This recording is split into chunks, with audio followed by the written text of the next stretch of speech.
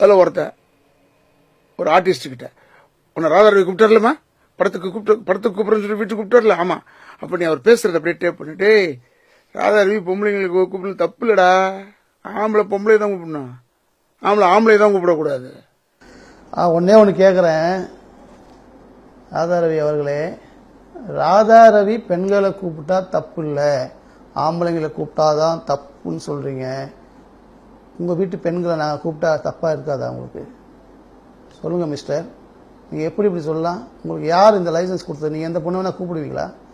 கலைத்துறையைச் சேர்ந்த என் சக நடிகைகளை நீங்கள் இப்படி கேவலப்படுத்துவது, கொச்சைப்படுத்துவது தமிழ் சினிமாவிற்கு அவமானம், தமிழன் என்று சொல்வதற்கு அவமானம். இன்னைக்கு தமிழ்நாட்டில் எத்தனை பெண்கள் அமைப்பு இருக்கு? இந்த பெண்கள் அமைப்பெல்லாம் கொதிச்சு எழுந்தா நீங்க என்ன ஆவீங்க? எப்படி நீங்க சொல்லுவீங்க?